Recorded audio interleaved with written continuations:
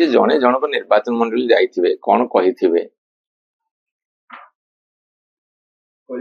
ସେ କଥାକୁ ନେଇକି ଆପଣ ଏତେ ଚର୍ଚ୍ଚା କାହିଁ କରୁଛନ୍ତି? ନାଇଁ ମୁଁ ସେ ବିଷୟରେ ବିଶେଷ ମୋର ଧାରଣା ନାହିଁ ପ୍ରଥମ କଥା। ଆଉ ମାନ୍ୟବର ନବୀନ ପଟ୍ଟନାୟକ ନେତୃତ୍ୱ ନେଉଛନ୍ତି। ଆଉ ଦିବ୍ୟଶଙ୍କର ମିଶ୍ର କଣ କହିଛନ୍ତି ମୁଁ ତାପରେ ବିଶେଷ କିଛି ଜାଣି ନାହିଁ ବି କହିପାରିବିନି।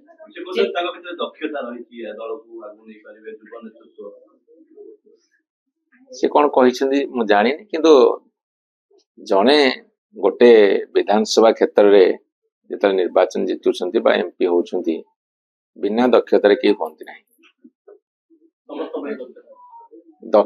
ଦକ୍ଷତା ନଥାଇ କେମିତି ଜଣେ ନିର୍ବାଚନ ଜିତିବ? ତେଣୁ ଏଇଟା ସେ କୋଉ ସେନ୍ସରେ କହିଛନ୍ତି ସେଟା ମୋ ପାଖରେ ବିଶେଷ ଖବର ନାହିଁ।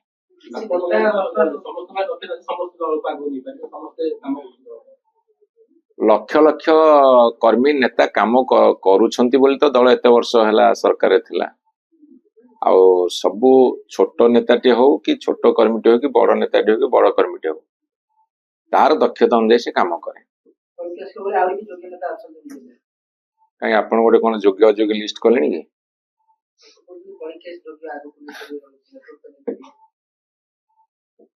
ଯୋଗ୍ୟତା ଏବଂ ଦକ୍ଷତା ସମସ୍ତଙ୍କର ଅଛି ବୋଲି ନିର୍ବାଚନ ଜିତନ୍ତି, କିନ୍ତୁ କୋଉ ପୋଷ୍ଟ ବି କିଏ କେତେ ଯୋଗ୍ୟ କେତେ ଦକ୍ଷ ସେଇଟା ଜନସାଧାରଣଙ୍କ ଆଶୀର୍ବାଦ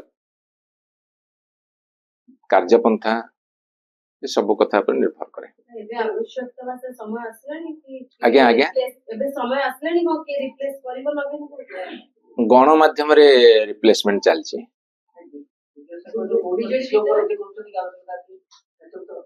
ମୁଁ କହିପାରିବିନି, ମୁଁ ଟିକେ ବ୍ୟକ୍ତିଗତ ଭାବରେ ଦିବ୍ୟଶଙ୍କର ମିଶ୍ର କଥା ହେଲା ପରେ ଆପଣଙ୍କୁ ଉତ୍ତର ଦେବି।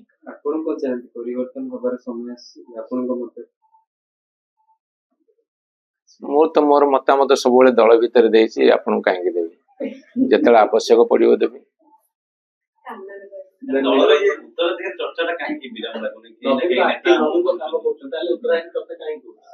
ଗଣମାଧ୍ୟମ ଚର୍ଚ୍ଚା କରିବାକୁ କିଏ କଣ ରୋକିପାରିବ?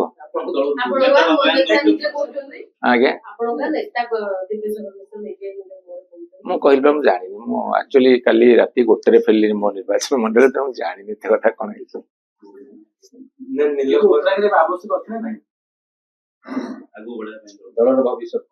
ଦଳ ନିଷ୍ପତ୍ତି କରିବନି, ମାନ୍ୟବର ନେତା ନବୀନ ପଟ୍ଟନାୟକ ନିଷ୍ପତ୍ତି କରିବେନି। ଆପଣ ଆଜିଠୁ କାହିଁ ଏତେ ବ୍ୟସ୍ତ ହଉଛନ୍ତି?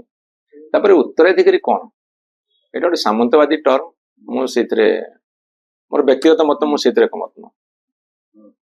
ଉତ୍ତରାଧିକାରୀ ଶବ୍ଦଟା ଗୋଟେ ଫ୍ୟୁଡାଲ ମେଣ୍ଟାଲିଟିର ରିଫ୍ଲେକ୍ସନ।